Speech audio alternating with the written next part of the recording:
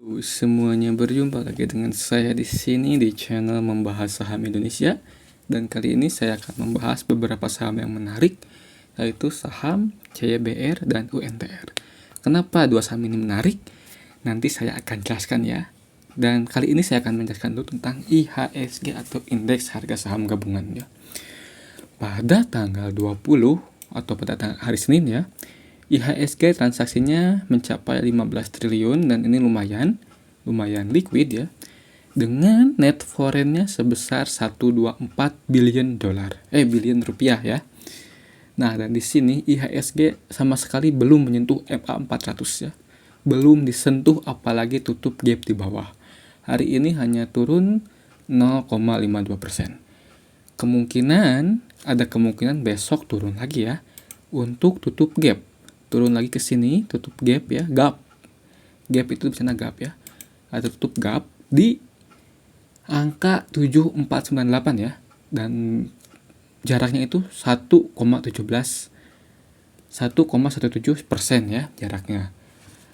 Nah, dan jika pada malam ini Donald Trump dan Iran mencapai kesepakatan ya, sepakat untuk damai, IHSG tidak akan menutup gap ini ya, dan kemungkinan akan naik seperti itu jika Donald Trump dan Iran damai. Kalau nggak damai ya bisa ke bawah dulu kalau nggak ada perdamaian, begitu ya. Jadi IHSG ini sangat rawan banget dengan kondisi global gitu. Nah, sekarang kita akan langsung ke sahamnya ya. Pertama, UNTR. Kenapa UNTR menarik? UNTR ya. Nah, UNTR kenapa menarik banget? Pertama, kita lihat di sini di net foreign ya, hijau terus. Kelihatannya di net foreign di bawah, di sini hijau terus ya. Saya buletin dulu deh biar kelihatan. Nah, di sini hijau terus loh. Hijau terus artinya foreign masuk terus. Dan siapa yang masuk ke UNTR ini adalah AK ya, broker AK. AK ini siapa sih? Kita cek pada bulan Maret ya. Pada bulan Maret AK masih akum. Kita cek di sini pakai cons ya, cons UNTR. Kita tunggu sebentar. Oh, salah, ternyata 4C ya. 4C UNTR. Kalau cons ini untuk melihat klasifikasi investor ya, seperti IB gitu. Ada investor pensiun fund, asuransi, korporat, mutual fund gitu ya. Kalau 4C untuk melihat pergerakan dari kepemilikannya ya dalam kategori. Nah, di sini di asingnya itu adalah reksadana. AK adalah reksadana. Dan ini tetap pada bulan Maret ya. Dan di broker summary, pada bulan Maret AK beli 208 billion rupiah. Sebanyak 71.000 lot. Nah, dan pada bulan April, dari awal April sampai tanggal 20, AK masih akumulasi. Dan AK ini adalah reksadana ya. Entah itu mutual fund, entah itu ETF, pokoknya reksadana. Dan di sini menariknya, UNTR itu sedang mencoba menjebol resistennya ya. Saya kotakin dulu biar kelihatan. Nah, resistnya ada di sini di atas. Nah, dan pada hari ini sedang mencoba dulu ke bawah sebelum jebol ke atas. Dan ada kemungkinan UNTR ini bisa menembus ke atas ya, dan ke harga 34.000. Karena pada tanggal 24 April akan ada pembagian dividen senilai, kita cek senilai berapa ya, UNTR. Kita cek pembagian dividennya senilai 1096 per lembar ya. Kalau yieldnya berarti 3,5%, itu lumayan besar ya. Kemungkinan akan diburu oleh investor asing. Dan kemungkinan bisa menjebol area resisten di 32.000 ya. Dan jika jebol di 32.000, maka UNTR bisa ke harga berapa nih? Saya tarik dulu garisnya. Tek. Maka UNTR bisa naik ke harga 34.000 ya. UNTR bisa ke 34.000 jika menembus resistennya. Dan kita lihat berapa profitnya jika ke 34.000, lumayan 6% ya. Kenaikannya 6% lebih. Jadi UNTR itu dibeli kalau breakout. Kalau nggak breakout ya jangan gitu ya. Simple banget UNTR. Kemudian CYBR ya. CYBR. Nah, kenapa CYBR ini menarik? Pertama, saham ini kering kerontang. Kedua, akan melakukan aksi korporat ya, yaitu stock split ya, 1:2. Tapi belum fix ya, belum final. Dikarenakan perlu RUPS dulu ya sebelum melakukan stock split.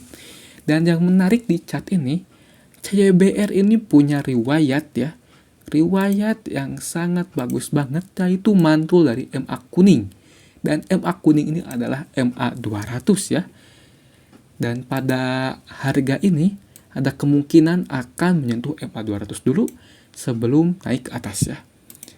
Kita lihat apakah saham ini benar-benar kering kerontang. Kita cek di cons, pertama cons CYBR for CYBR. Kita tunggu sebentar.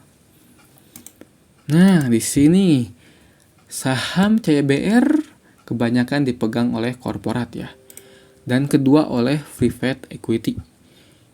Kita cek di sini di daftar pemegang sahamnya ya. CYBR. Kita cek ke profil. Nah, di sini ternyata CP-nya ini adalah INV Management ya. INV Management dan MB Investment Management. Berarti korporatnya ini tercatat di 1% lebih ya. Dan bukan korporat random gitu. Di sini ada private equity juga, PA juga digunakan oleh CP juga ya. Kemungkinan Titan Holding ya. Ini adalah private equity.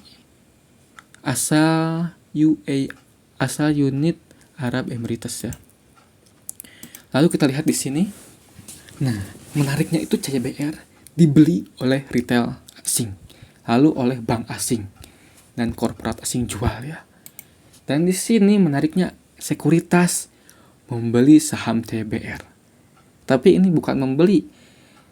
Ada yang repo ya, ada yang repo. Ini retail kan, retail lokal ngerepo saham CYBR ke sebuah sekuritas. Jadi di sini sekuritasnya naik. Seperti itu. Meski di sini ada repo, tapi nggak masalah ya, nggak akan mengganggu kenaikan harga gitu loh. Nah, ini retail asingnya siapa sih yang beli? Retail asing yang beli ini kalau nggak salah direkturnya ya. Kita cek di Insider. Nah, benar. Direkturnya di sini ada Patrick Rudolph ya. Jadi dia yang beli saham CYBR. Yang terus-terusan beli. Terus akumulasi ya. Nah, lihat F, buy. Jadi retail yang beli CYBR adalah direkturnya sendiri. Atau komisarisnya sendiri ya. Komisaris dan termasuk pengendali. Kenapa pengendali membeli saham CYBR? Pasti ada sesuatu sampai dia yakin dan membeli saham perusahaan yang dia pimpin gitu ya. Pasti ada sesuatu gitu. Nah, kan di sini mau stock split CYBR 1:2. Dan jika harganya 1.500 misalnya ya. Kalau 1.500 dibagi 2 berarti harganya akan turun ke 750 ya. Dan itu akan terjangkau banget. Akan mudah untuk dipromosikan ke retail ya. Kalau istilah kasarnya dipom-pom gitu. Nah, dan di sini chartnya menarik banget. Udah sahamnya kering, chartnya menarik. Dikarenakan yang punya saham ini hanya segelintir pihak ya, nggak banyak orang. Kita bisa lihat di sini di profil. Nah, di sini ada number of shareholder-nya turun. Artinya retailnya turun ya. Berarti saham ini sudah terkonsentrasi seperti itu. Dan saham CYBR ini menariknya ditunggu dulu ya. Tunggu dulu menyentuh MA 200 atau penurunan sebanyak 4,66% ya. tunggu dulu turun 4% lebih. Nah, nanti belinya di sini di MA 200. Swing. Kalau mantul di MA 200 ini bisa naik berapa persen? Kita cek di sini naik berapa. Nah, misalnya nih. Oke. Oh, nanti buka ke sini ya. Ke 1575. Jika kita beli di MA 200, TP di sini bercuan berapa? Wow, 22%. Besar banget. Dan kalau breakout, misal breakout dari sini ya. Dari sini tuh breakout. Nah, dari sini tuh breakout, kemungkinan akan cuan berapa persen? Kalau beli di MA 200 ya, akan cuan 44% ya. Hampir setengah backer. Ini bagus banget. Nah, segitu analisa saya ya. Terima kasih telah menonton video ini.